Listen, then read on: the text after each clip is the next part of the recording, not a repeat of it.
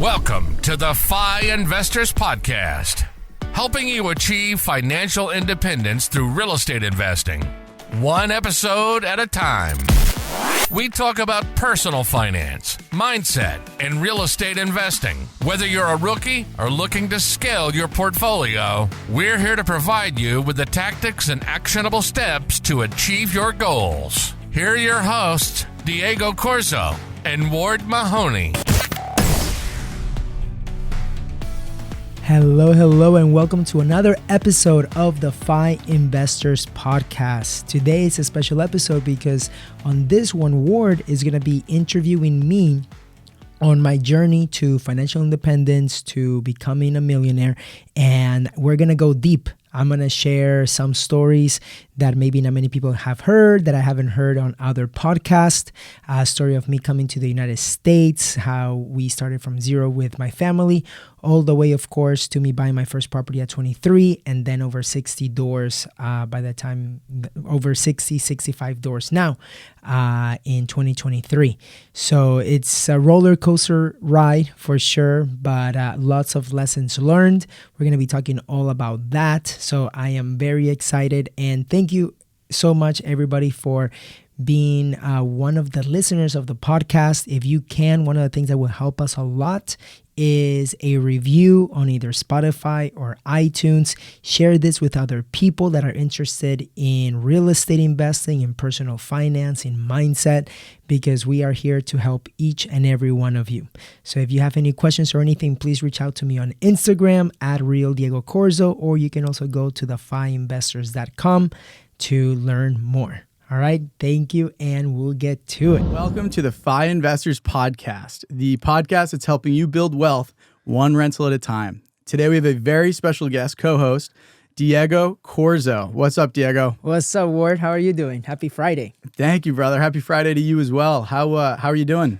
Doing well, worked out, and today it's the beginning of the year, right? So I'm actually doing a juice cleanse. Oh boy. Today is day 5, and I'm enjoying it. Nothing but juicing, and it's good. It's good. Hell yeah, man. Well, we've got an action-packed episode today. We're going to be diving deep into Diego's story. I know some of our listeners have heard it, and if you haven't, you're in for a treat. So Diego, to kick things off, tell us what it was like growing up and moving to the United States at just 7 years old. Yeah, dude.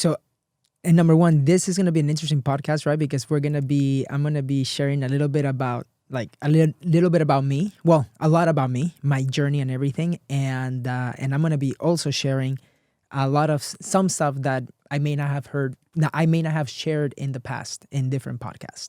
So yeah. So I just wanted to start with that. Hell yeah, man. A little bit about me and how I came here, right? So my story started when I moved here to the United States when I was 9 years old. I moved from Lima, Peru with my parents and my little brother. We came here in 1999. And the reason why we moved here was because our car had just gotten stolen a few months back. My mom she got pickpocketed, or whatever you call it, with a knife, and one time with a gun. And they stole her purse. Yeah, so it wasn't as safe as we wanted, and my parents wanted to give my brother and I a better life.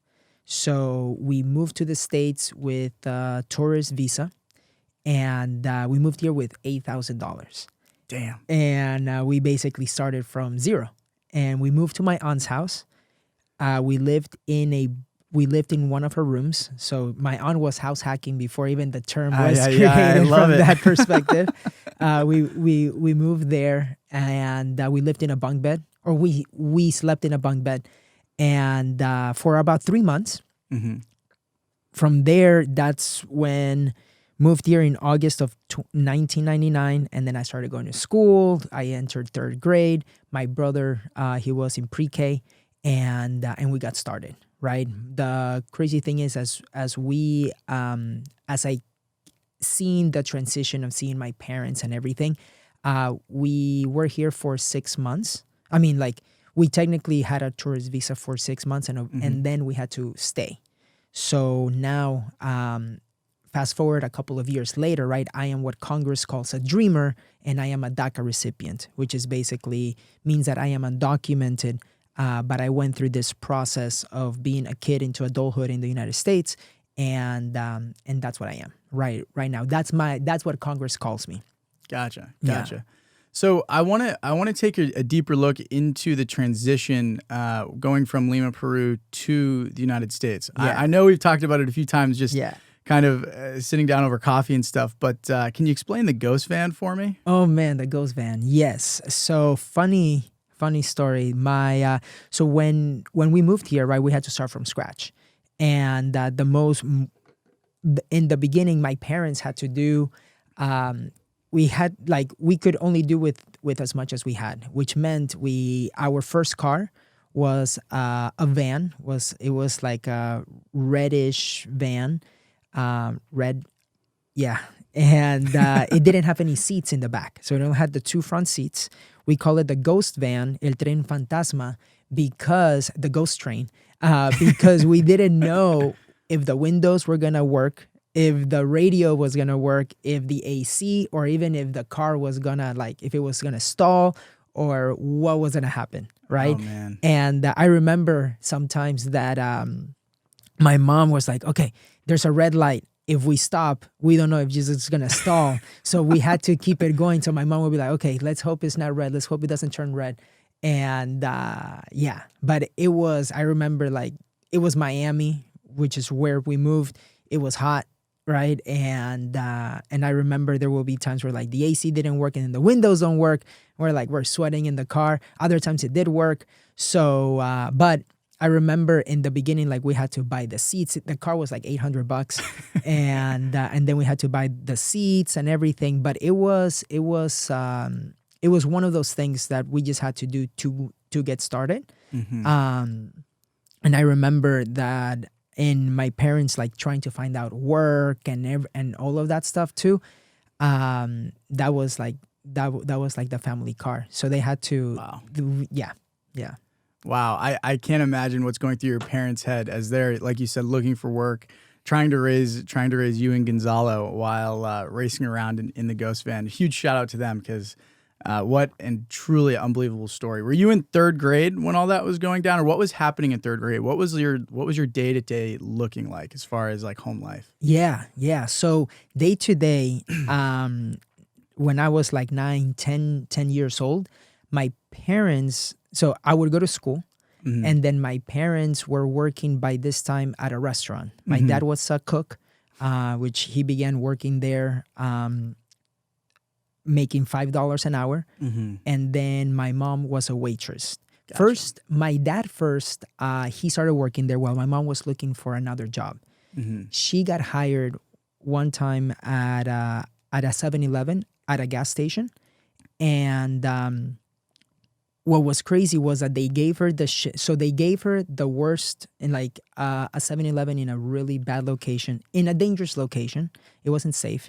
And they gave her the 11 p.m. to 7 a.m. shift. Oof. And so she had to pack the bags of ice, pack the back, right, with the drinks and everything in the cold. And they didn't tell her that. So the first day she just shows up in a shirt, and then she's in the back packing everything. And so she's she's cold, she's freezing. And my dad, because it was dangerous, my dad was sleeping in the van outside, making sure that she was going to be okay. But that was in the beginning. And I remember my mom would tell me, so my mom in Peru, she was the chief operator, or the manager of a branch at a mm-hmm. bank. Mm-hmm. She was the manager of a branch.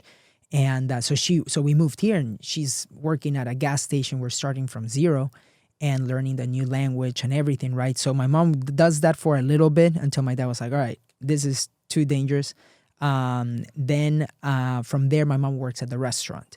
Mm-hmm. So to answer your question, was most of the time, we would go to school, and with my dad and my mom working at the restaurant, my mom will pick us up really quick, And then she would take us to the restaurant. And then we would be at the restaurant in the back table doing homework or just playing or doing whatever, right? Yeah. But that was almost every day. And then from there, we were able to, so that would be to like 9 p.m. or something. If my grandma was in the States to take care of us, we were at the restaurant. Weekends and weekends, nights, everything. Yeah. Nice. And then, so that was elementary school and middle school. Could you talk us what it was like in high school? I know you met one of your best friends today, Pascal, who you guys are, super close today. You're both in GoBundance together. So it's super cool seeing you guys succeed hand in hand. And then also kind of what it was like applying to college and then getting into college. Yeah, dude. So getting into high school, right? By this time, we have moved to Sarasota. And my parents now we opened up a restaurant in Sarasota. We are, getting into high school. One of the things that, as I got into high school, right, that's when I realized that as I was starting freshman year, sophomore year, I was gonna get my driver's license, right? And that's when it really hit me that I wasn't going to, because all my friends were getting their driver's license, their permits. I go to the DMV to try to get mine.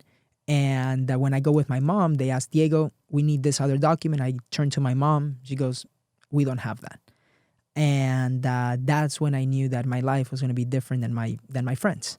Than the regular life of like, hey, you turn 15 or 16, you get your permit, you get your license, now you get a car and so forth, right? I wasn't going to have that, which meant that I had to figure out a way all the time to get rides home if I wanted to stay after school to do an activity, because my dad was working at the restaurant and my mom was working at the other restaurant. So it wasn't, by high school, we had 2 restaurants. My dad also decided to open up a restaurant in 2000. Like both restaurants, my parents opened it in like 2006, 2008 in Florida, which was when the crash happened. Yeah. So like that was tough too, because they opened that, and then there were days where like the restaurant would make like $200, $300, and that's it. So my dad will be the cook and also the waiter at times. Like it was tough. So, but anyway, so my dad was at the restaurants, and then, so I would have to find a ride every single time. And I was the kind of person that was like, one of the things that I learned from my parents was resourcefulness, right? And I remember I was like, okay, no matter what, I'll figure it out. I'll find a ride. I can ask somebody, a friend or somebody that I would meet after school if I wanted to do cross country, soccer, track, TSA, which was the Technology Student Association. So I would always find a ride. And Pascal, he got his car, and then his house was on the way to the restaurant. So I would tell him, yo, Pascal, if you're staying after school, on the way home, on the way to your house, can you drop me off? And what a homie. My dad will cook, so he will make arroz chaufa, lomo saltado, all the good Peruvian foods. Yeah. And so I would find a ride every single time over there. Yeah. Nice. Yes. But funny story in high school, right? Yeah. So Pascal and I, because we were in the Technology Student Association, we wanted to get MacBooks. But I couldn't afford one, and he couldn't either. So what happened was we were like, okay. So we asked ourselves, what can we do to be able to find the money? So we would sell chocolates at the during lunch or in between classes or in classes. We would sell hustle, chocolates.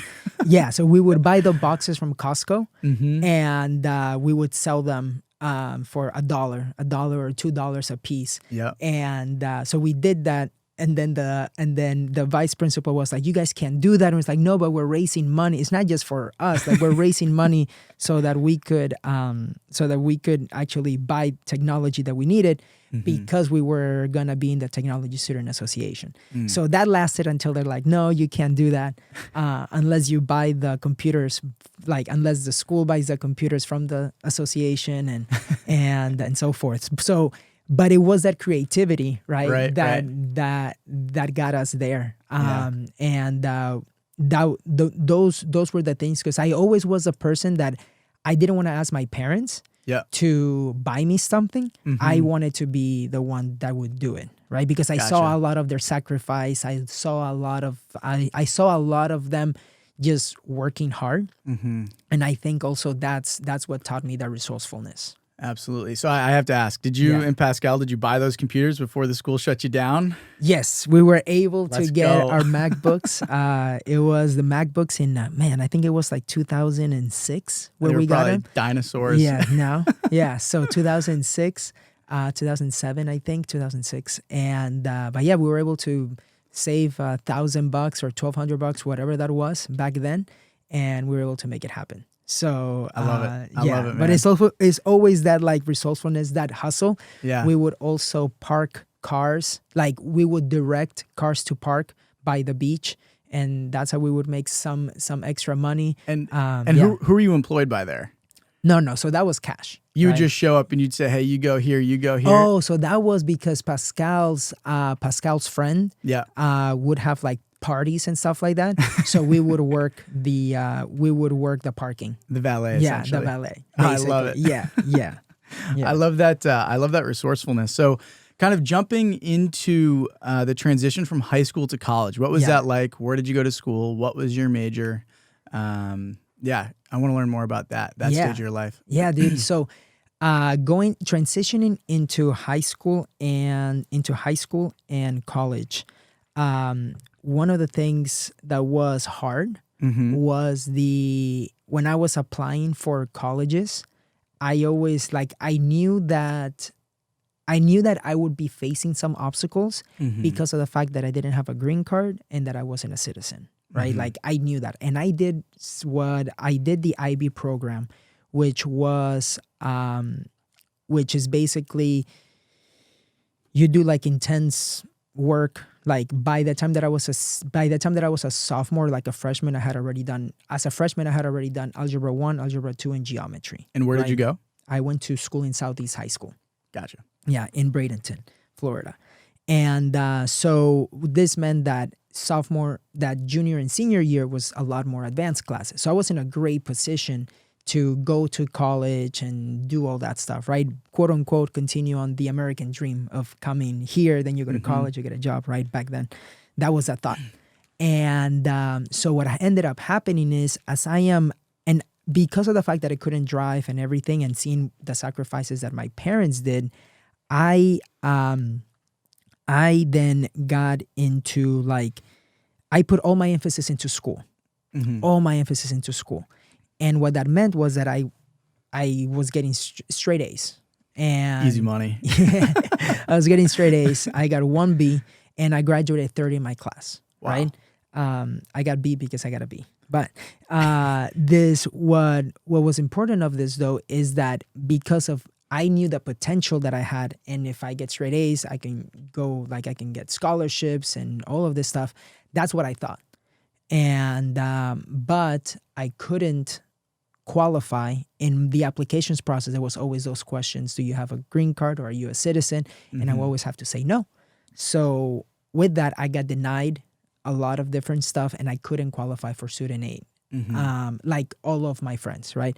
And we were not that we were expected to go to college, but we had a ceremony where everybody shared what college they were going to. Yeah. So it's sort of like crap, because of it was the IB program, and so in spite of that, I was able to get two or three small scholarships. And that plus the money that I was able to save by working at the restaurant here and there, I was able, and the money that my parents could have saved that they could help me, I was able to have enough for college for the first year. And I got into Florida State University. And in Florida State, that's when I got there as a freshman. And my major was information technology and management information systems. Those were my two majors, which was business and technology, which is a little bit of what I'm doing now or what gives me that hunger of like entrepreneurship. But at that point, it was more building websites and working as a software developer. That's sort of what I wanted to do in the future. And but being in college, dude, I had a lot of I had enough for 1 year. Mm-hmm. But I had to figure out how I was going to be able to afford the other years, right? Yeah. So that's when the resourcefulness stuff came in. Because I needed to basically figure out how I could pay for classes. Mm-hmm. And so one of the things that I did is I did study guides. So imagine there's a class and I got straight A's, right? So like I knew how to study, and like if I needed to memorize, I had great memory for like memorize the answers and everything. I wasn't the smartest, but I could like SATs, I suck. ACT, I suck. But if I need to work, my work ethic is there, right? Mm-hmm. I could cram and like, yeah. So what ended up happening is the teacher in one of the classes, he said, if you know the answers to these 20 questions, you will get an A. So I was like, okay. So I went home. I found the answers from the book or did some research. When we took the class, I set the curve. I got an A because I practiced, I memorized them. It was good. By exam number 2, the teacher goes, guys, if you know the answers to these 20 questions, you will get an A. So I send an email, and I put it on the Facebook group of the class. I was like, hey guys, I set the curve in the first class. In the first exam. I'm going to create a study guide because that's what I created for myself, and I got an A. I'm going to create a study guide, and I'll sell it to you guys for $5. Mm-hmm. So people were like, yes. So I was able to make $300 for exam number 2. $300. $300 selling study guides. And this is this is like 2009, 2010. Okay. So I would meet people like outside the dorm. They will give me money, or they will be like, hey, I'm outside your dorm. So I would go out there, meet them at the car. I'll give them a piece of paper. They give me $5. And so it looked like if we were doing some drug dealing, but of course it was just study guides. Of course. It's like, you got the cash? It's like, yeah, here's a study guide. So that level of like creativity, right? Because by exam number 3, I raised the prices. I was like, hey guys, the study guide went well. Now I'm going to sell it for $10. Absolutely. And people were like, yes. So that's how I was able to pay for a few of the classes, was doing study guides. And dude, at the end of the day, that brings me back to like different things that I did as a kid too, because I was hustling, right? Doing study guides. But when I was a kid, I forgot to mention this story earlier. When I was at the restaurant, right, I would see my parents working, and my parents would take me to the restaurant, and I was like, well, if they're working, I want to be productive. I just don't want to be watching TV or whatever. And I was like 10 years old, and I had that mindset. I'm like, I see them working. So I asked the owner, hey, would I be able to, if I squeeze a box of lemons for the ceviche, would you give me $10? And he was like, yes, for sure. So he would give me $10 a box of lemons. And that's how I was able to actually pay for my first TV, because I didn't want to ask my parents to buy me a TV so that I can have in my room. So I was 11 or 10 years. I was 10 years old when I bought my first TV. It was 13-inch, like those big ones. I bought it from Walmart. It was awesome. And so I always had that like spark of like, what can I, like, I don't want my parents to buy me stuff. I want to do it, right? Yeah. But it was those little things of creativeness and seeing my parents working that I was like, okay, if they're hustling, I can do it too. Yeah. And so now fast forward then back to college. What was after I was able to sell the study guides and everything. Yeah.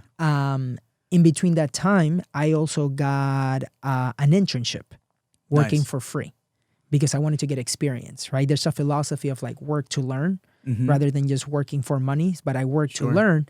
And I realized that I could get this free internship, get experience, and then decide what I really wanted to do. Awesome. And you're a junior in college at this point? No, I'm a freshman. You're a freshman in college. You're already getting an internship. Yes. Yeah. Oh, man. Okay. It was a free internship. And dude, I have to share this because like there's lucky, like a lot of people say, oh, Diego, you got lucky, right? You got a freshman already, an internship. Well, what ended up happening, right, is I feel like if you take action, you can get rewarded, right? The book, the Richest Man in Babylon talks about the goddess of good luck. Yeah. But in order for you to get luck, you have to put yourself in opportunity to get lucky. Right. And what's important, so for example, we were taking this class called Technologies at FSU, and the teacher goes, hey guys, one of the things that I would recommend, you guys should go to the college and just knock on the teacher's doors and introduce yourself. Just introduce yourself and tell them. And we were freshmen, so Pascal and I were in the same class.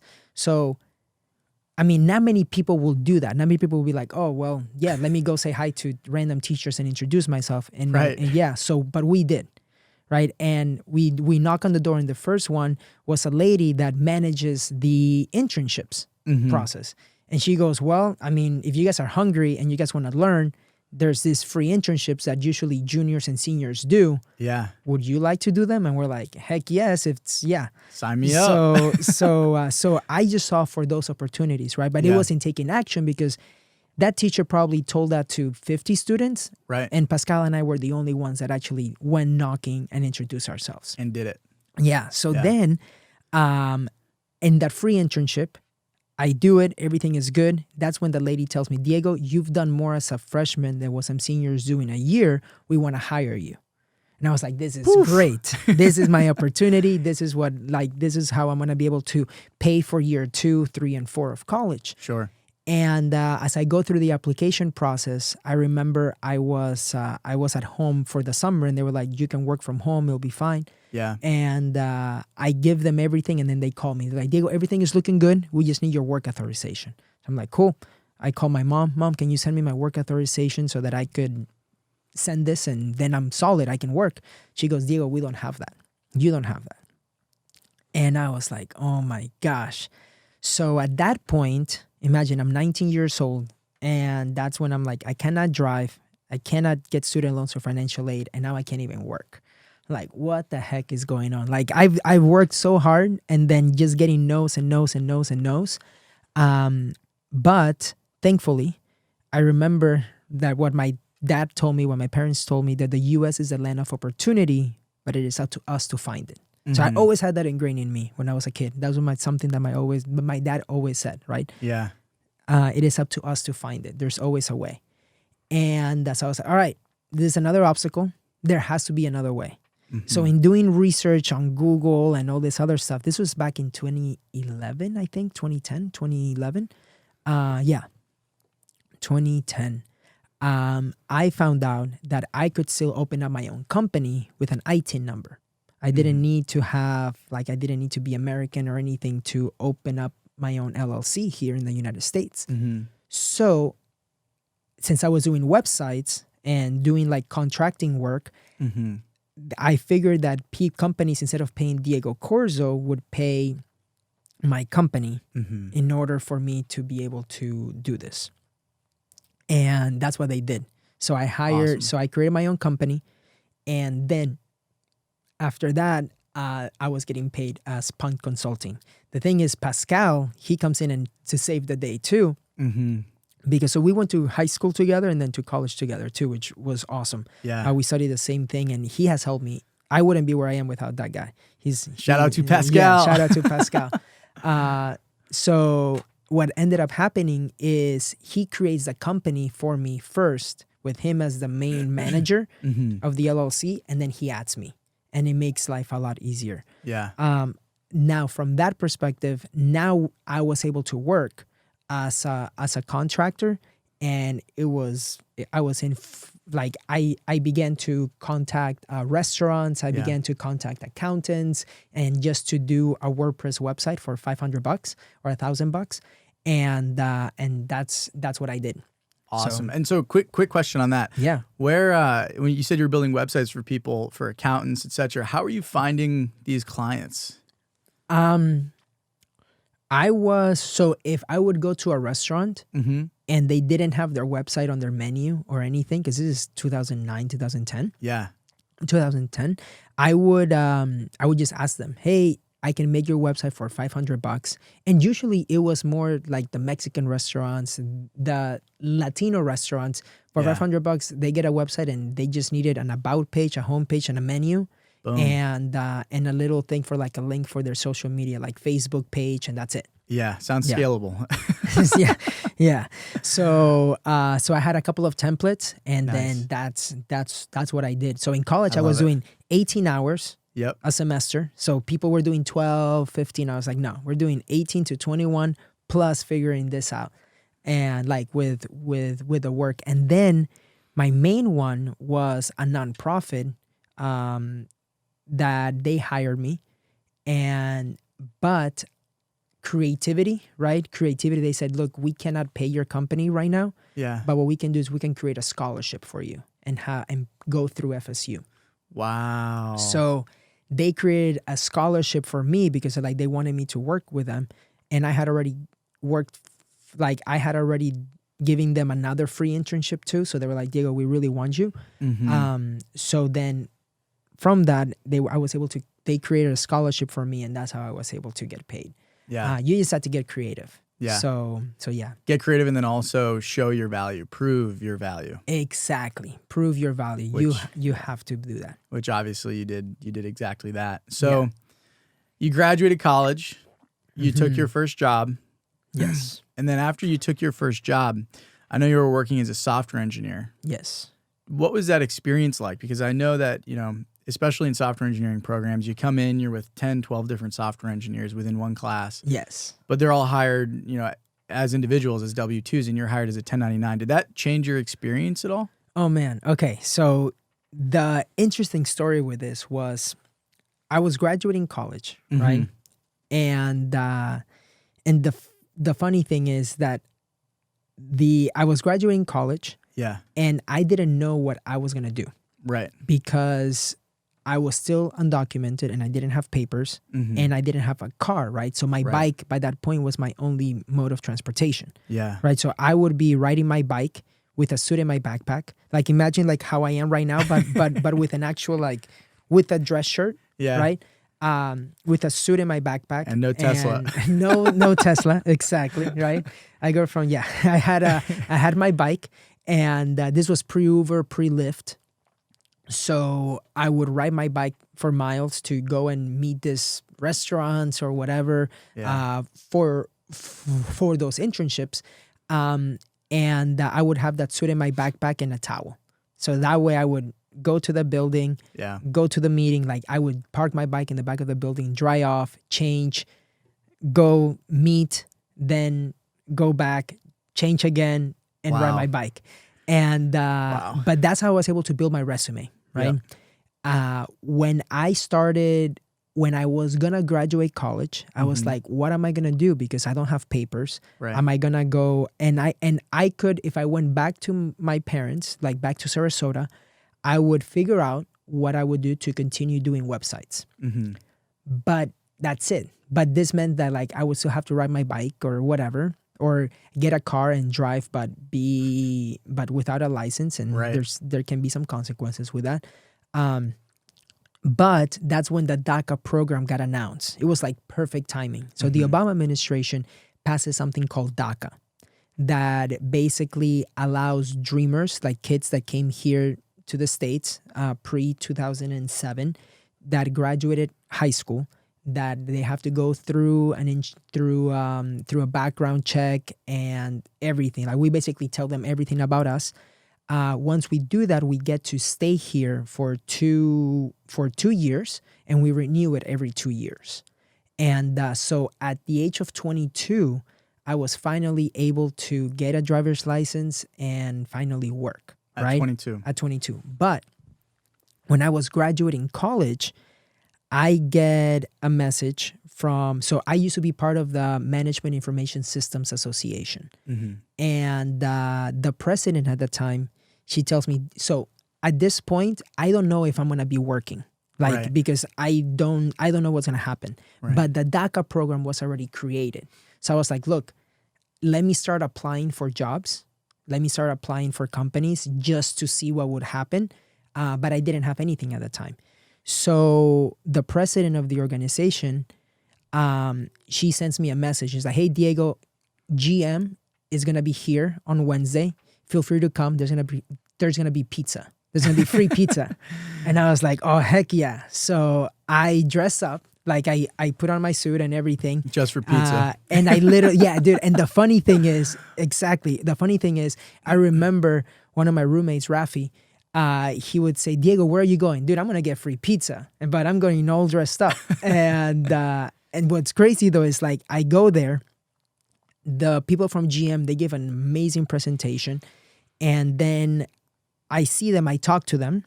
The next day, they give another presentation in the IT department. So there's MIS and IT. And then I tell them afterwards, hey, I'm really interested. Can I apply?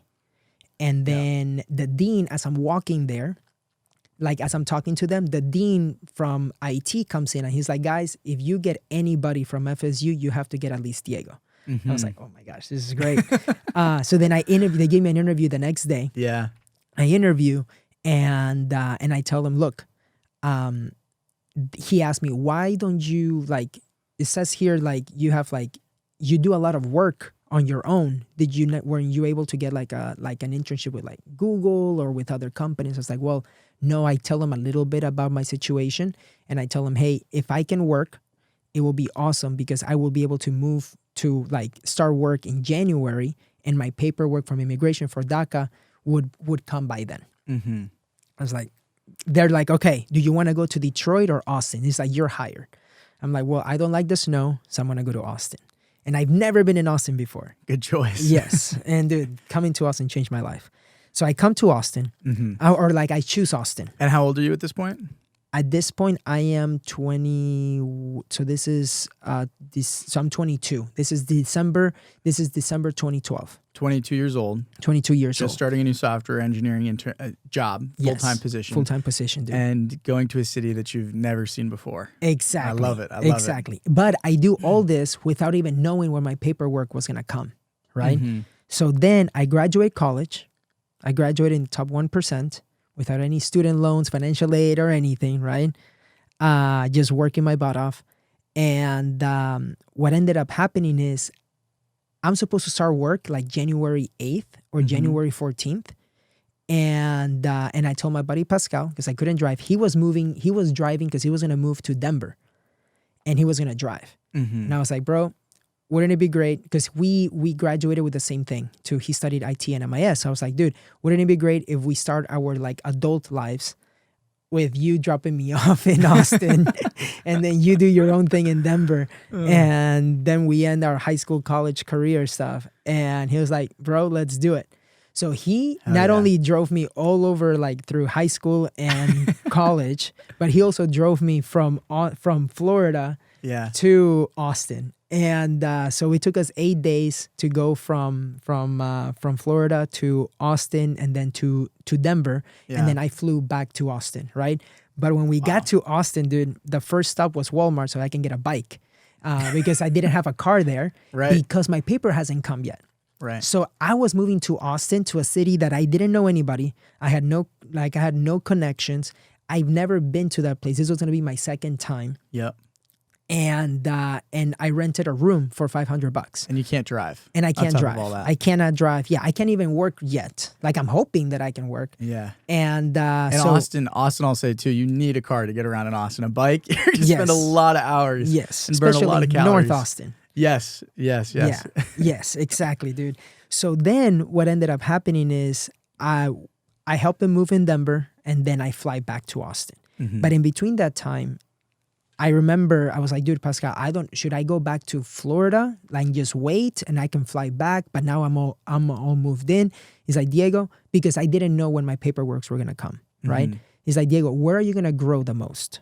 Do a pros and cons list.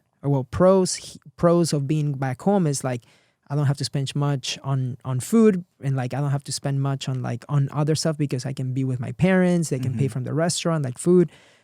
He's like, yes, but where are you gonna grow the most? He's like, well, I'm probably gonna grow the most here in Austin because I'm gonna have to figure everything out. And he's like, all right, then you know the answer. I was like, yeah, I do. So I stayed in Austin. I love that. And for 30 days, I spoke with a manager at GM and I was like, look, I don't have anything right now. Yep. Like, I'm sorry. I know I'm supposed to start January 14th, but I don't have anything. But here's one solution. I have my own company. What if GM hires me through my LLC for the time being while we wait for like immigration to send me my paperwork? Yeah. I go, okay, Diego, let me see what we can do. So then we will go throughout this process, and that takes another 30 days. And so imagine I'm 30 days in Austin at this house without anybody that I know or anything, with just a bike. And I want to be as productive as possible. Of course. So that's when I read some books. That's when I read Think and Grow Rich. I read The Miracle Morning. I read all of this other stuff, just waiting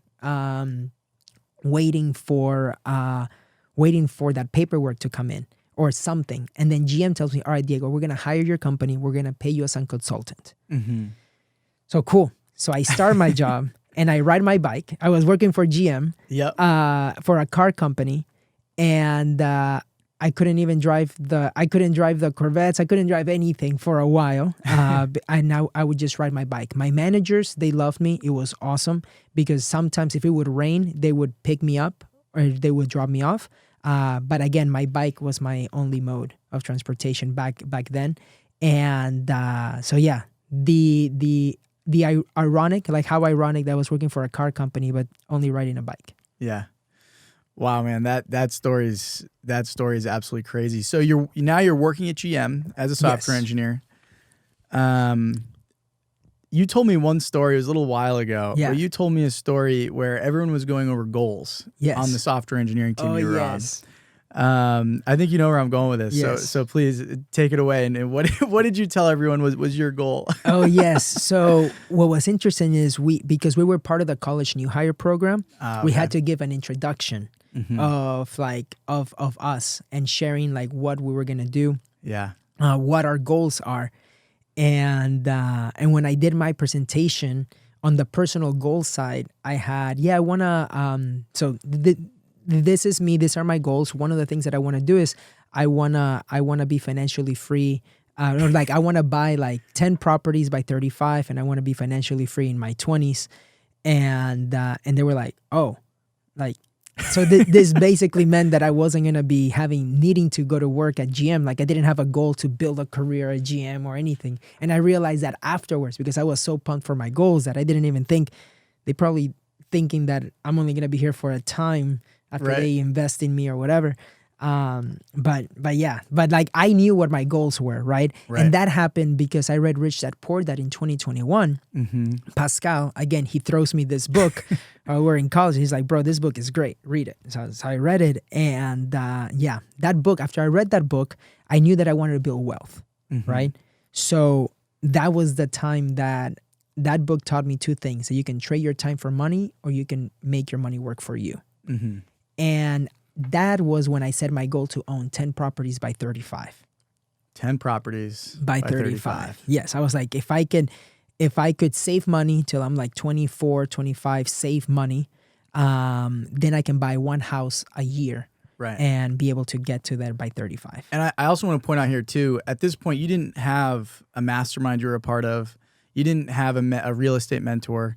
You were working full-time at GM as a software engineer, and you read those two books Jid's talked about. Yes. And now you have this goal to reach financial independence. Yes. That's awesome. Yeah. The only one thing was that I met a guy named Adam Carroll. I went to an event. Yep. And Adam Carroll, he basically gave me even more of the Rich Dad Poor Dad mentality. Yep. And he taught me one thing he mentioned that, Diego, you should build a bigger life, not a bigger lifestyle.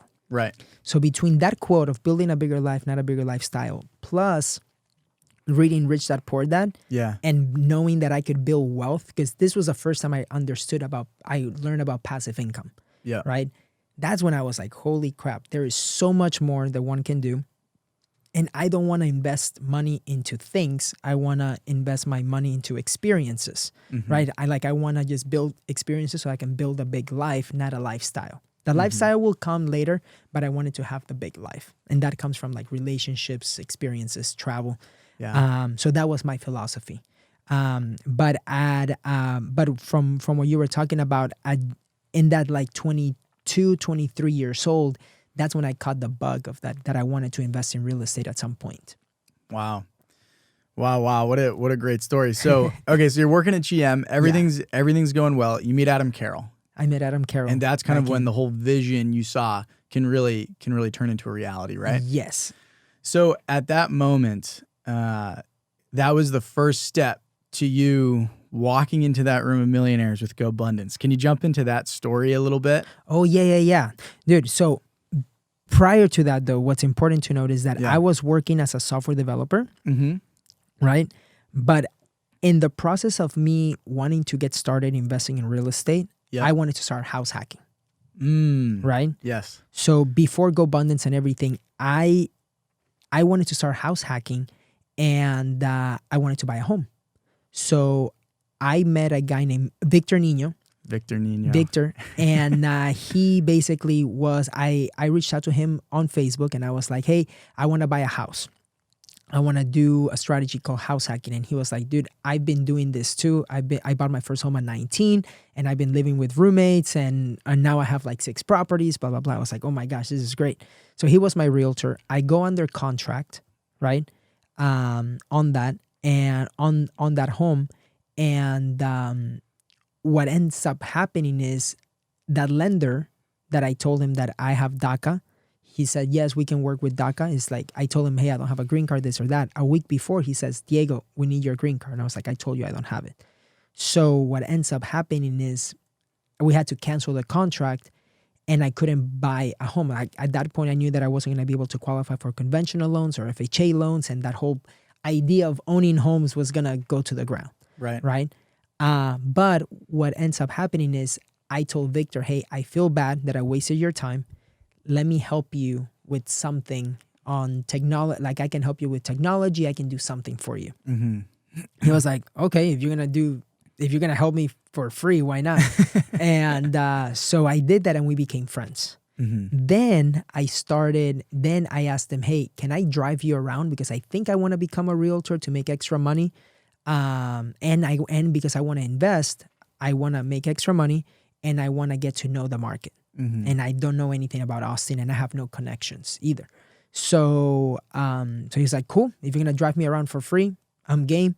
And that's when I realized after a few weekends that I wanted to become a realtor. This was cool. I could do it part-time while working full-time at GM.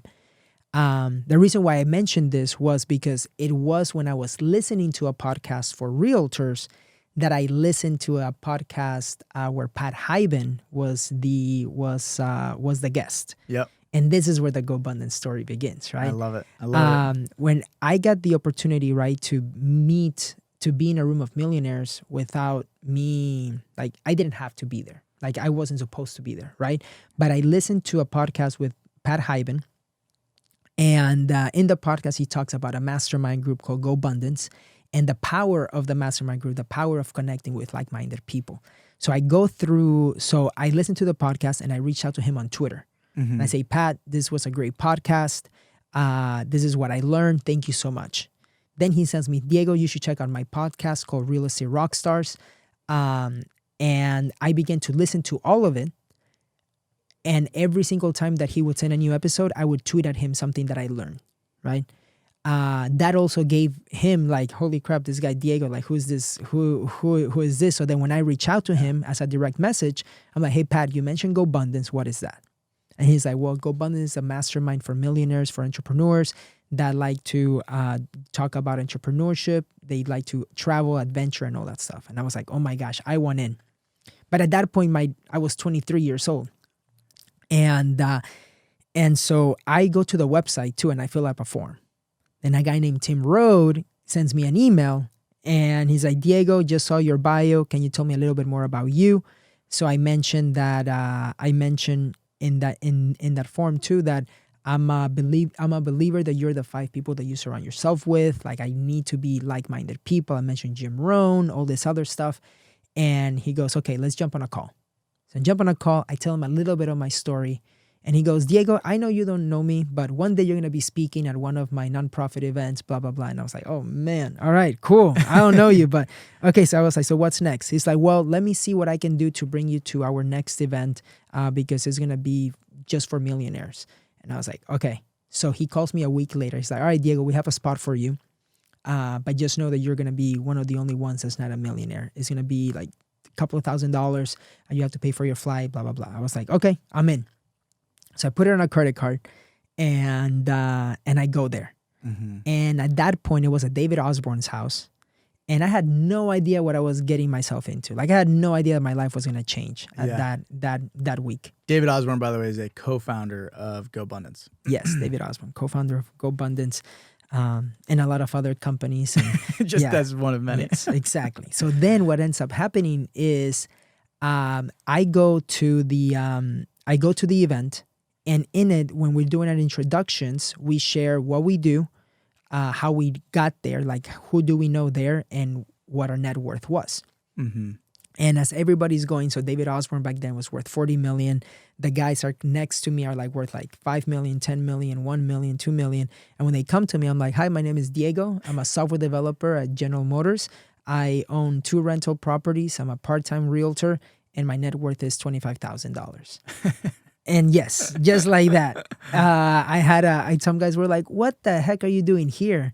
And they were like, why, how? They were like, well, I found this on Twitter and then I'm here.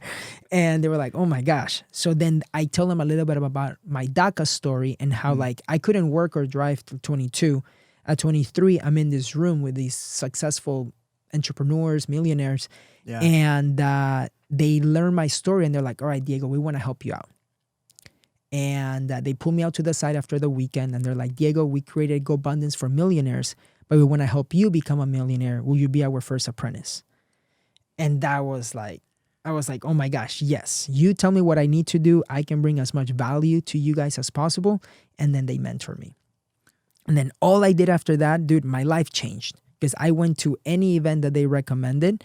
But what was crazy too is that I went like 2 weeks after that event, I was flying on David Osborne's private plane, picking up his friends to run a Spartan race. Like my life changed completely from going to like not being able to drive, like from riding a bike until 22 to being in a private plane with those guys. I was like, oh my gosh, this is amazing. Those tweets paid off. yes, sending out those tweets.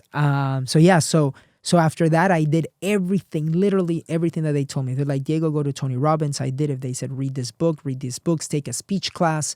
I just did everything that they taught me and that they told me to do. And by me taking action and them seeing me so often, that's when they were like, okay, we need to continue helping Diego. And yeah. So another thing I want to talk about too is just the nature of that relationship between you and GoBundance. Yes. So what was your primary value prop to GoBundance? And what really made them embrace you like they did? Yes. My value proposition was I would do anything that they told me to do. The value proposition was that, so imagine, I'm member 33 in GoBundance. Mm-hmm. GoBundance has 850 members now, right? And counting. And counting, yes. So what ended up happening, I was like, guys, this is where I'm good at. I can build websites. I can build email campaigns. I can do all your technology if you guys want me to. Like, I can do everything. And also because I'm in Austin and David is in Austin, like, if whatever you guys need. So I would be the one that sent out all of the packages for any new member. So I had boxes and boxes and boxes and more boxes of books. And of books. So I would package 5 books plus a bag, plus a lanyard, plus all this other stuff. I would box them and send it out to any new member that came. Mm-hmm. So that was one thing. The other thing was the websites and the email campaigns. Mm-hmm. And one of the things that GoBundance implemented was Yap, right? So if you go The to Yap any app. GoBundance event, yes, the Yap app, Yep. I was the one that basically implemented that for them back in Wow. 2015. I did not know and then that. they use that now, right? I did not know So that. That's I was like, awesome. guys, this is what we need to do. And then, but this is funny. It's like we had to, at the beginning, they wanted a bio for every member. Now you get to add your bio or whatever. Before, I used to add the bios manually for everybody. It was like, oh my gosh. So yeah. So anything with technology that I could help them out, I did. Mhm. And then I mailed stuff out. That's awesome, man. That's so cool. And then how long were you, because actually you were the first official Go Crew member. You actually started that program. Yes. And now yes. more that I think about it. Yes. So it was more like the volunteering one. And it was always to give back, right? It's Yeah. like to give back and to be in the right rooms. Like I got to be a fly on the wall Right. of all these conversations. And that was an opportunity that for me has paid tenfold. And just to dive into some of those conversations, because you already had the bug. You were already looking to house hack. You've gone through the loan process. You're working with Victor. So because you already had that foundation, what were some of the major takeaways you had in the first, say, 4 or 5 real interactions with Osborne and Tim and everyone else within that GoBundance sphere at that time? Yeah. One of the things that I learned from David and from Tim was coming from David was the power of investing for passive income, right? And just knowing that it takes time. So I can't just be happening, like I can't have that make money quick mentality. I knew that if I made enough investments, it will pay off in the years to come. And one thing that I learned from Osborne was, he said, Diego, you shouldn't work for money. You should work for equity or knowledge. Work for equity or knowledge. Yes. And he added one more, but I forgot what he mentioned on the other call.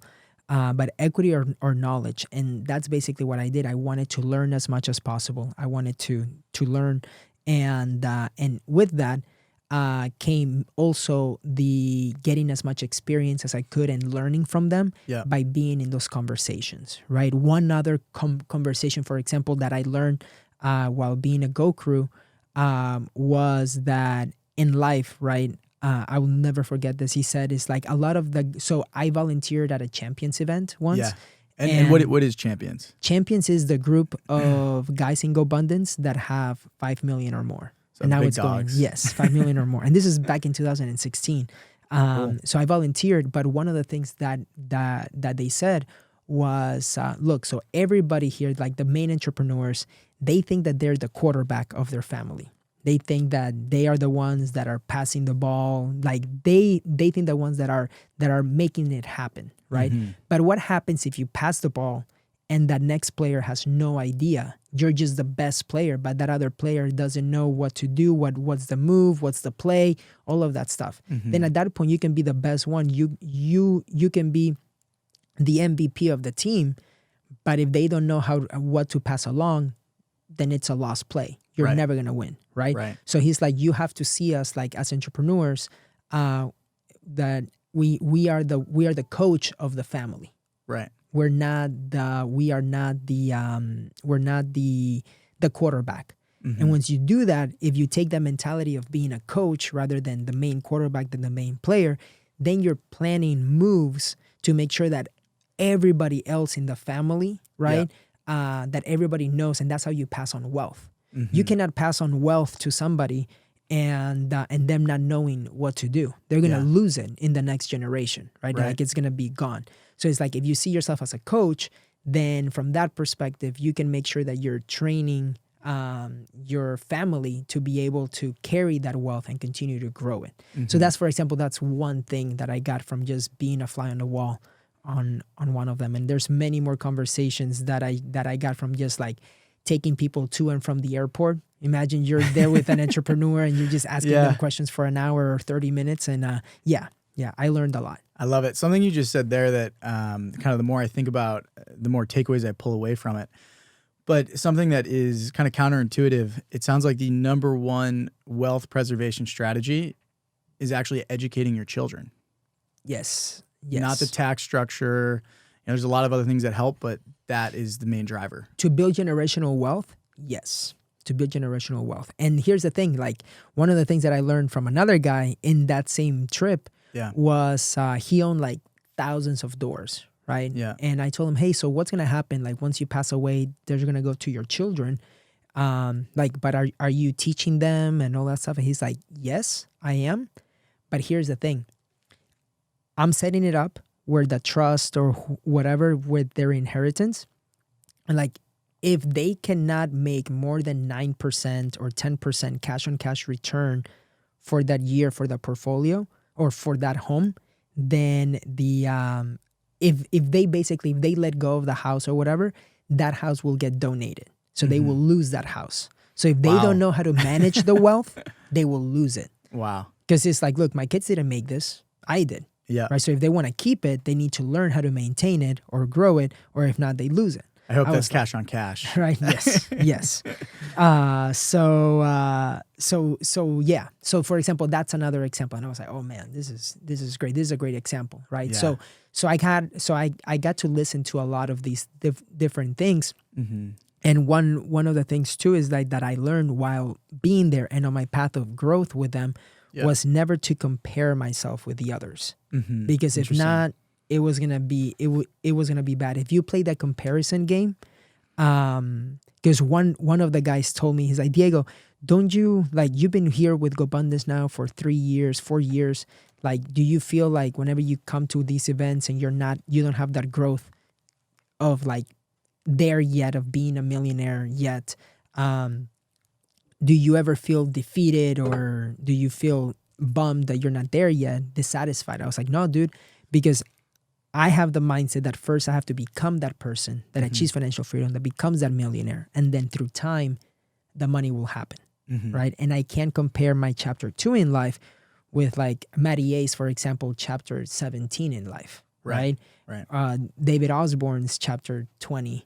I cannot compare that because we're in a different journey. We're in a different stage too. Right. So they said like comparison is a thief of joy, right? And that's why I'm a big believer that people shouldn't compare themselves, especially on social media, with other people. And I know it's tough because it happens to me too. So I try to not compare myself. Yeah. Because people are sharing their highlight reel. They're not sharing the B-roll that happens in the back, right? Of the background. So yeah. Cool. Wow. There's a lot of good stuff there. So I want to look at the timeline really quickly and really kind of dive into when you just took off. Because there's definitely a takeoff there. So you didn't join GoBundance, you joined Go Crew, right? And you said, how long did you do that for again? So I was like, it was what they call like the Emerge program. It was like M1, right? Gotcha, with Go Crew. I did that. Well, it took me, so I met the guys at 23, 24, and I didn't officially become a member right until I became a millionaire at 29. 29. Officially. Okay. But I went to all the events as a member too. So I volunteered at 2 or 3 events, but after that I was a member. Gotcha. Which was great. Gotcha. Okay, so essentially 24 to 29. 29, yes. But when I took off, sorry. No, what were you gonna say? Well, so I was gonna say, so from 24 to 29, I would say maybe instead of taking off, you're building the foundation. You're building that million. You're building that financial freedom. Yes. Talk to us about that journey and the 3 most important things that you did to achieve that before 30. Ooh, okay. Number 1 is I let go of analysis paralysis. So I heard like a lot of no's. This was also the other thing, right? Because of my DACA stuff. Yeah. Lenders wouldn't lend to me. So I had to get creative. My first property, I bought cash with my dad and a loan from Pascal. Thank you, Pascal. His name just keeps popping up. Yes. Then the second property I bought with 2 other friends, with me on the LLC, but not on the title. I had to get creative. It wasn't until I got my first house hack at age 24 that when I bought the property with 5% down, living with I live with roommates, live with a master. Yeah, I live with roommates. Then I live for free, right? So to answer your question was, I didn't let analysis paralysis stop me from taking action. And I just focused on getting to first base. I wasn't trying to hit a home run. I wasn't trying to get like, I need the best deal in order for me to take action and buy it. No, I was like, if I can just get to first base, I know that then I can get to second, third, and if I just repeat that, I'll be golden. Yeah. So I began house hacking, living for free. The extra money from that same house paid for my car payment. So I've been living for free ever since I was 24. And I didn't have student loans or financial aid because I worked my butt off during college to make it happen. Right? Awesome. So that was a blessing in disguise. From that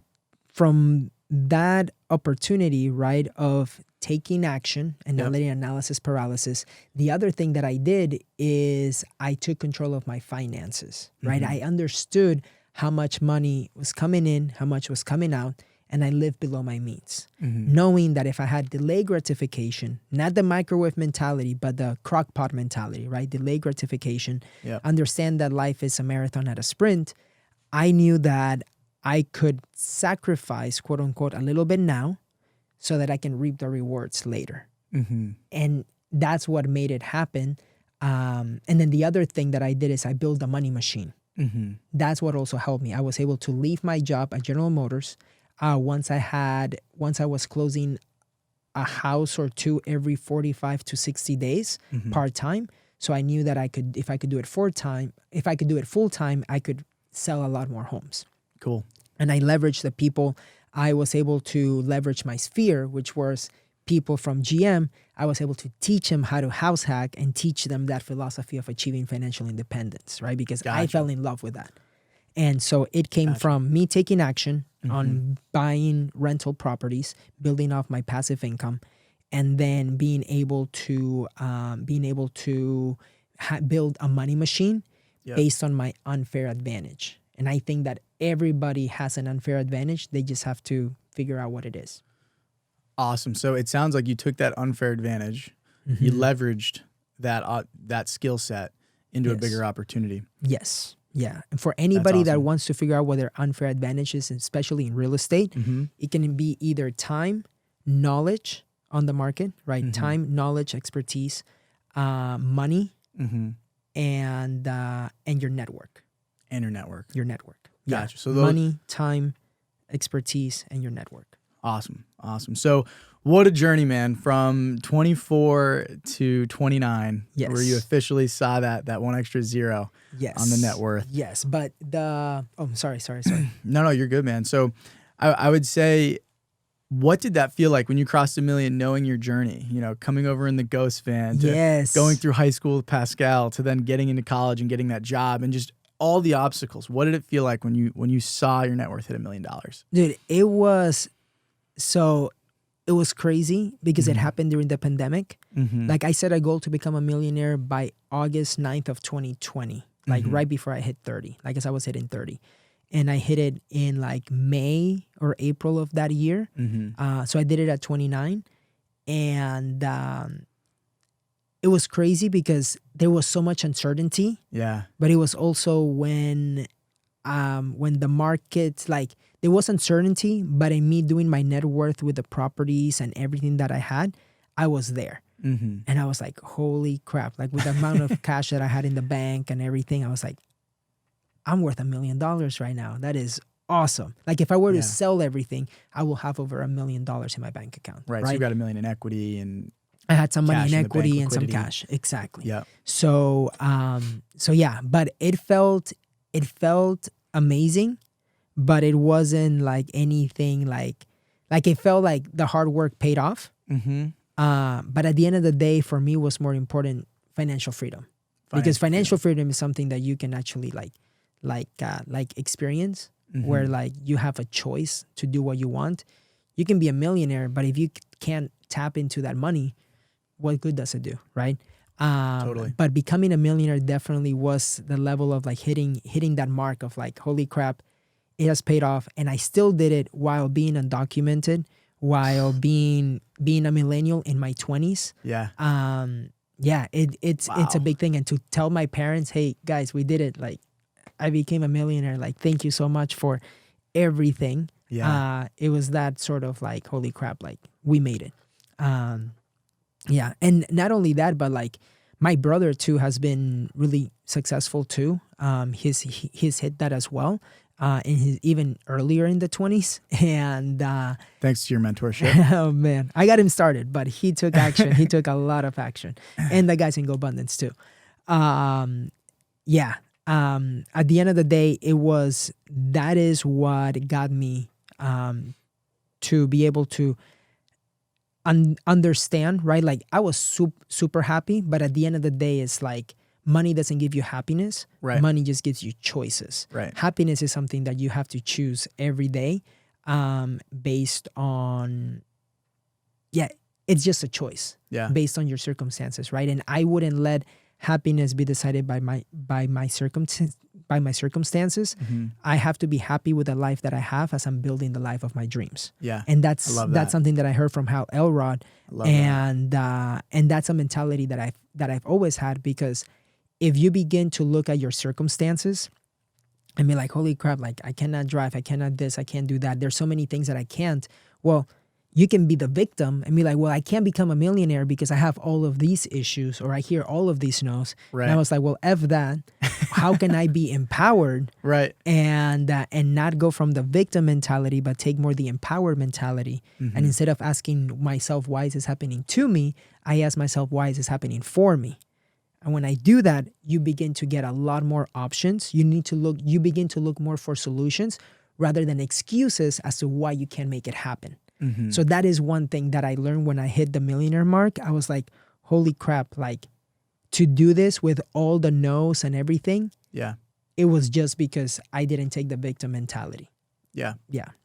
Wow. So that is fantastic. And before we jump on to kind of where all your businesses are now in your real estate portfolio, I want to touch on one thing in particular, because I know it fueled pretty much where you're at right now. And that was your money machine. The money machine. So let me ask you this, Diego. What is the difference between a high-paying W-2 or just a W-2 and a money machine? So a high-paying W-2, if you're in salary, right? If you're a salary position, it can be a money machine. But if you're in a commission-based W-2, that will be even better. But I believe that if you can be in a commission-based, if you learn how to sell, if you can be commission-based where you get paid by the value that you've created, by the amount of people that you helped, rather than just work hourly as a salary, then you will be in a much better position to be able to grow that money machine to then invest it into real estate. Gotcha. Or invest it into passive income streams. I don't recommend the part of I don't recommend making a lot of money and keeping up with the Jonases, comparing yourself with that, and then just building that lifestyle where, okay, now I got a 10% raise, so let me upgrade my car, let me upgrade my phone, let me upgrade the sofas in my house. Like if you begin to, it's called like salary creep or something like that. Yeah. Like, right? Yeah, where if you get a raise, then now you spent it. Right. It's like, well, you haven't even saved it. So you might as well, now you're just going to the same job, but just in a better car. Right. That doesn't give you freedom. Right. You have to be careful because it happens almost subconsciously. I actually was reading something that said that you'll subconsciously go out and spend that money. So going back to what you were saying, you have to track, understand what's coming in, what's going out, so you can see that creep coming on and then prevent it from happening. Exactly. I love it, man. I love it. Exactly. So let's jump into today. So Diego, how old are you right now? 32. 32. How big is your real estate portfolio right now? How many doors do you currently own? Yeah, so right now I own 61 or 62 doors. 62 doors. 62 doors, and I'm part of 4 syndications. Okay. 3 or 4 syndications. And then I have multiple companies. I have the realtor business.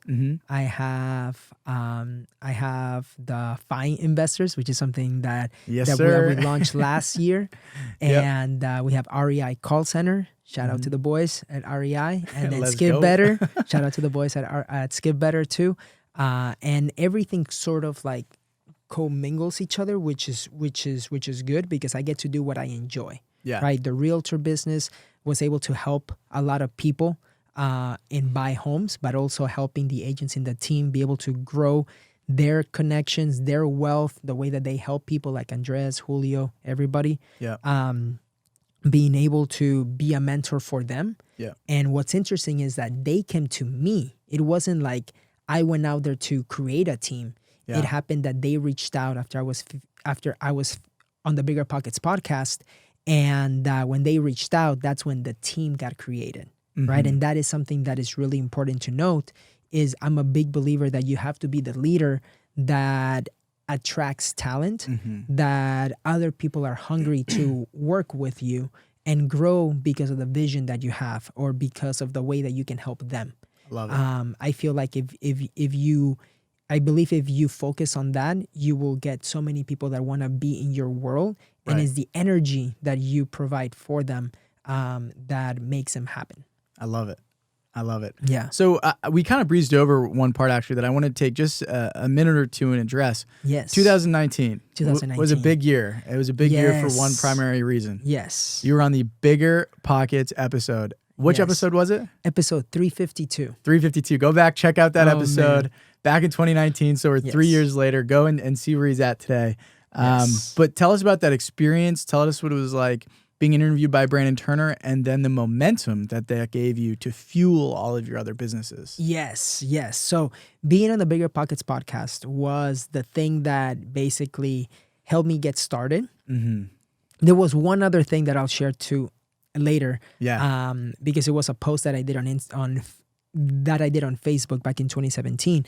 But the one in 2019 with Bigger Pockets, that gave me that podcast changed my life because I went from having 800 followers on Instagram to 1,200 in a weekend. I mean, until I got 1,200 new followers in a weekend. And then it just gave me, it got so many people that reached out telling Diego, you shared your story because I shared how I got to, so that was 2019. I owned 18 doors at the time, right? 18 doors, 2019. Yep. And as a 29-year-old, 28-year-old. And in it, I shared my story of being a dreamer, being DACA, all the obstacles. So I had a lot of people reach out. They're like, holy crap, Diego, I'm an immigrant. I resonated with your story. I'm a DACA recipient. I didn't know we could buy homes. Now I can buy homes. Can you teach me? Can you show me? So that led to me now becoming a coach, but also led people to a lot of, when my name got out there, knowing that I also had a real estate team. Yeah. Then a lot of people wanted to house hack here in Austin, and then I helped them buy the homes as a realtor. Yeah. Right. So then I'm helping them house hack, not only representing them as a realtor by giving them the right strategy. And that for me was so fulfilling, and it was so much fun. It's still fun today to help people how to house hack and everything here in Austin. Yeah. Or how to invest in real estate. And that right there, I just want to, I see the excitement, right? And I know from working with you from a year, I know, or I can at least kind of put together the pieces that have really just led to this explosive growth. Yes. And that's through bringing people onto your team, and it's through understanding what they're motivated by, just like you did with me, with Andres, with everyone else on your team. Yes. And then creating a true win-win scenario for you both. And then together you go 10 times as far. Talk about building that relationship, understanding how someone is motivated and how you can really add value and have that synergy go both ways. Yeah. To just both go so much further. Yeah. So it's really important to understand the value that the value that each one can bring, right, to the table. Yeah. If one can bring mentorship, then you're gonna be able to cut corners. You're gonna be able to shrink. If it would take me 10 years. Yeah. It would have taken me 10 years, right? That was a goal, to do it by myself, to buy one home a year. Right.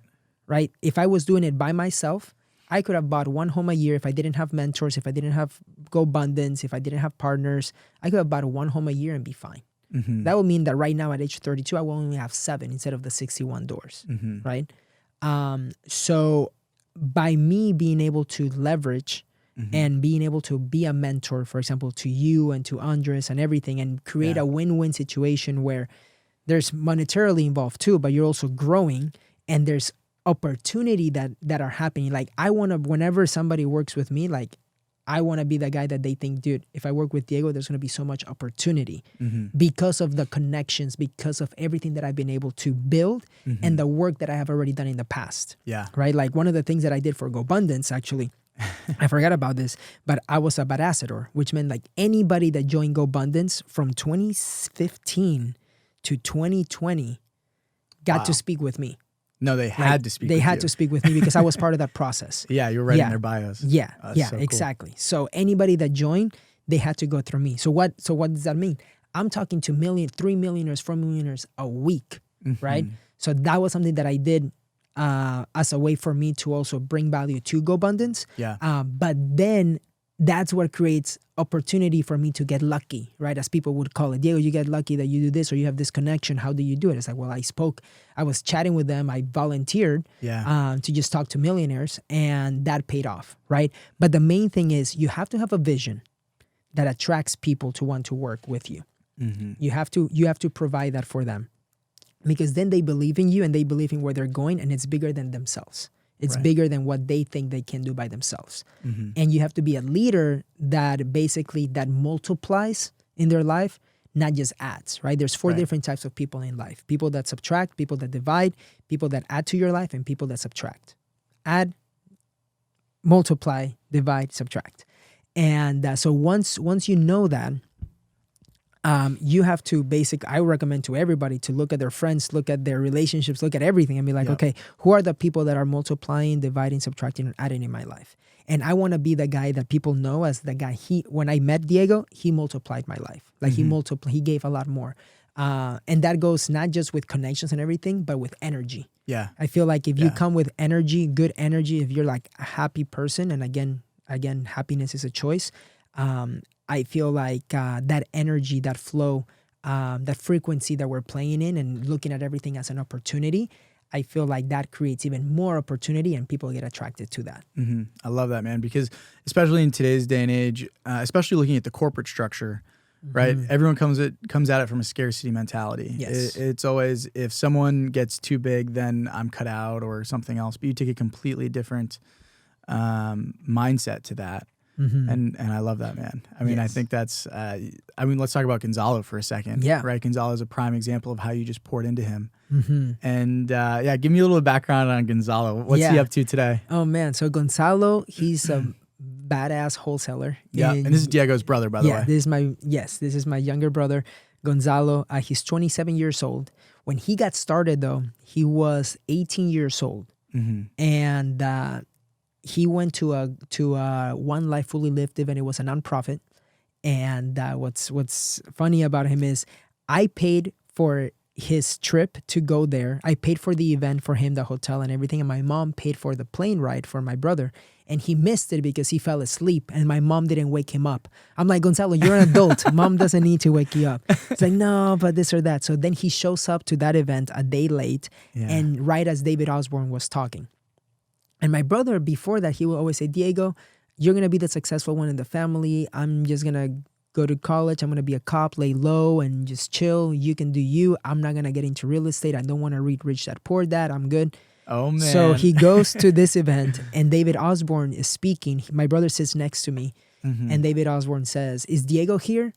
And I'm in the audience. Like he's giving his keynote and I raise my hand and like, yes, I'm here. And he goes, all right. Guys, I can be here sharing everything, but I'm like 40-something years old. Like I've already done this. I'm the entrepreneur. But if you guys want to see somebody that's going to grow and take off, you need to do what Diego's doing. You need to follow Diego. Wow. And that's when my brother was like, okay, wait a minute. I need to listen to my brother. And so from there, I got him to volunteer at a GoBundance event as Go Crew in Orlando.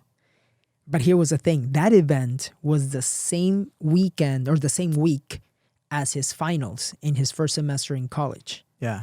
So he had to make the choice of going to take the finals of his first semester in college or going to at a GoBundance event to be with like 15 millionaires and him working for free. And so I told Gonzalo, I'm like, look, I don't think I can get you another opportunity like this. Being that it's in Orlando, 2 hours away, you can always go back to college. You can always retake these classes. He goes, okay. Then I get the next call from my mom. And they're like, what are you telling Gonzalo? What's going on? And I was like, Mom, this would be a good opportunity. Look, this is what they have done for me so far. And she goes, okay, well, if that's what you think. So my brother goes there. His whole life changed. He never made it back to college. So he basically worked for free for 6 months under another GoBundance guy doing wholesaling Yeah. in Saint Augustine. Yeah. And then from there, he started his own company. And last year, they grossed, I think, like $4 million. This year, they're going to do the same. $400 million in like assignment fees as a wholesaler. Largest wholesaler in Jacksonville, Florida. Yes, badass. And he's in his 20s, right? And he's in his 20s. He achieved, like, he got into GoBundance and everything. I became officially in GoBundance at 29. He did it at 24 or something. Yeah. And so he's doing well. That's awesome, man. And just a shout out to Diego too, because I know, obviously, you know, we've been working very close hand in hand, and I see the teams, I see the ops, I see the people. Diego is now a multimillionaire. He won't say it himself, but he's crushed it between business equity and real estate equity. But if you look at his team and the people he's brought on, Gonzalo is definitely one of these people. He's got 2 or 3 people that he has provided opportunities and mentored who are now millionaires. Yes. So kind of him getting to that multimillionaire level is directly correlated with helping others get to that millionaire level. And now they're really going beyond that. Yes. So that's pretty badass, man. Yes. And that's the thing that gets me excited, right? That's why we have like FI investors. Yes. And being able to create opportunities for people to get started investing in real estate, helping them scale.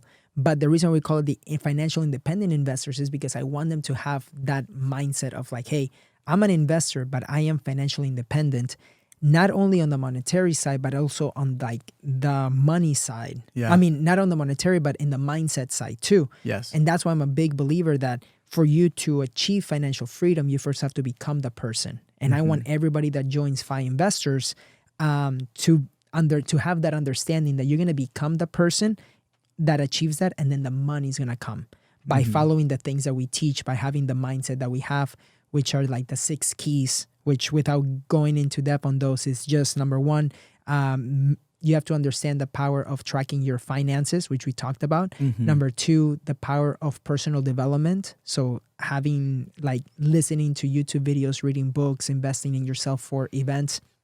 Number 3, understanding the power of your tribe. Number 4 is accountability, goal setting with accountability. Number 5, increasing your income so that you can build a money machine. And then number 6 is investing for passive income. But a lot of people feel that they have to invest in real estate right away or invest for passive income to achieve it. If you don't have the first 5, you're not going to make it happen as fast. Right. So let me ask you this. Why did you create the FI Investors? What's the mission of the company for you? Yes, the mission for me is to help other people become financially free. My mission, right, in life, my purpose, I would say, is that I want to help people achieve financial independence and reach their true potential. Yeah. That's what I want. That's what fires me up. I love it, man. And I want to go a little bit deeper on that. Do you have a number? How many people you want to help reach financial independence? Oh, man. I mean, if I can help 1,000 people, 1,000 people become millionaires or achieve financial independence, I feel like that is awesome, especially if it's something that I can track. Yep. And because not only do I change their lives, but it's also their family's life, their generations, right? Yeah. And my goal is to help people that maybe that they would have thought that they wouldn't been able to do it. Yeah. That first generation immigrant, that undocumented immigrant, that DACA recipient, that's like, hey, I have all these obstacles, I cannot do it. I'm 32 years old. I'm still a DACA recipient. No green card, no citizenship, no nothing. I still have to renew my paperwork every 2 years. And I know we even got into the DACA stuff too. And that's something that I can share here. But yeah, the goal of the FI Investors is to help people achieve financial independence, knowing that no matter what your story is, what circumstances you came from, what circumstances you currently have, if you believe enough in yourself, and if you have the mindset that life is happening for you, not to you, then you will be able to achieve that goal. I love it, man. That's awesome. So FI Investors was launched last year. Yes. And we are already at right about 55 to 60 members. This podcast is just going to be another arm of that. And the other thing, Diego mentioned the 6 keys of financial independence as well. If you want a copy, you can go ahead at the description of this podcast where you can grab your copy and start your your official journey to financial independence. So really quickly, Diego, I want to talk a little bit more on DACA and kind of that whole experience. Tell me how that's evolved over the last 4 or 5 years on this journey to becoming a millionaire. Yes. So that has been a crazy thing because, again, life happening to you, right? In 2017, the DACA program, the Trump administration, and not to get political, but the Trump administration tried to take the DACA program away. I shared the story for the first time of me coming out on social media, coming out as undocumented, sharing how Jeff Sessions said that DACA denied jobs for hundreds of thousands of Americans by allowing those same jobs to go to illegal aliens, quote unquote. Like, those were his exact words. And I was like, that is not true. Everything that I have done, I've earned it through my hustle, through working hard. I wasn't given, and I didn't steal anybody's job. I didn't steal anybody's anything. If I earned it, we're in a capitalistic society, and we get the value. We get paid the value that we bring to the marketplace. I love it. Nothing is given to us, right? So I was like, look, this was in 2017. I was 27 years old at that time. And I shared my story of owning 8 properties at that time, me employing Americans, and the taxes that I paid as a 26-year-old of over $32,000. And that post goes viral. Yeah. Right? I asked my mom for permission because I was like, Mom, I'm going to do this, but just know that I don't know what the consequences will be, because if they take DACA away and now I'm sharing that I'm undocumented, like, I don't know what's going to happen, but it's the right thing to do. She goes, all right, if that's what you think, let's go. So I share it. I just had to tell my mom because it could bring so many consequences and I didn't know what was going to happen. With that post goes viral. Yeah. It got me on Fox News Austin. That weekend, like, boom. And then from there, I've been featured in Forbes, CNN Money, entrepreneurial.com. Yeah. A lot of different things, to the point that I've given 3 TEDx talks as well on how can the American dream be achieved when you're not American, right? And I share on that story, but always bringing value from the fact that the American dream, it's up to us, right? But no matter what circumstances, no matter what, you can achieve what you want to achieve here in the United States. But it goes to show of me being being a spokesperson, or being more of like being more a leader in the space, and showing that DACA recipients, that immigrants, we do pay taxes. Yeah. We are an asset to this country, and that we are bringing value. Like, we're bringing value. We are part of this community, and we do pay taxes. People need to know that, because a lot of people, when my post went viral, I got haters. I got people saying, if you're so smart, why didn't you get your green card already? And I was like, because there's no path to get a green card. There's nothing we can do right now for us to get it. So that also got me the opportunity to get flown to DC to speak with congressmen. I've been in the same rooms as Chuck Schumer, Nancy Pelosi. I gave a press conference. I got chosen out of 800,000 dreamers. I got chosen to give a press conference with Chuck Schumer, Dick Durbin, and all those people in DC. And it was amazing. Wow. Get to share it, just sharing your story, really. Sharing my story, sharing how we are an asset to this country. We're not a burden, and we are, and like, who push for a path for citizenship, so that we can actually become citizens. And I don't care if it takes 5 years, 10 years. The thing is, we want to live in without fear and without being in limbo of what's going to happen, because every 2 years I renew it. Yeah. And dude, so for some reason, my papers sometimes take longer. Yeah. Right. For some reason, I don't know why. And in 2021, I bought my Tesla in 2020, at the end of 2020. And my driver's license didn't come.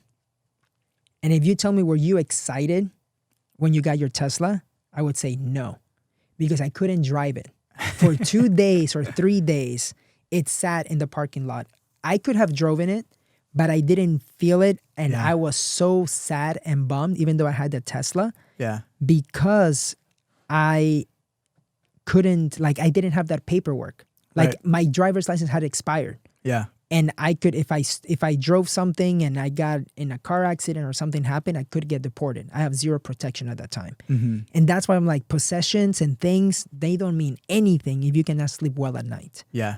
And that thing of like, oh, Diego, you got a test and you weren't happy, boo-hoo or whatever. But it's the reality. It's like, that's why things don't make me happy. It's more experiences. It's more things that I'm like experiencing with others that make me truly happy. Things are just things.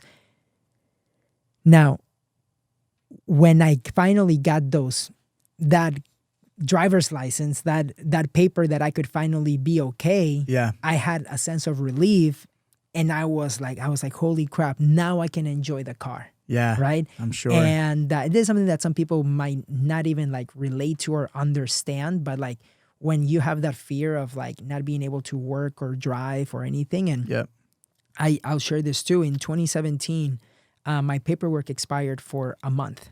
Okay. 2017, I was 27 years old.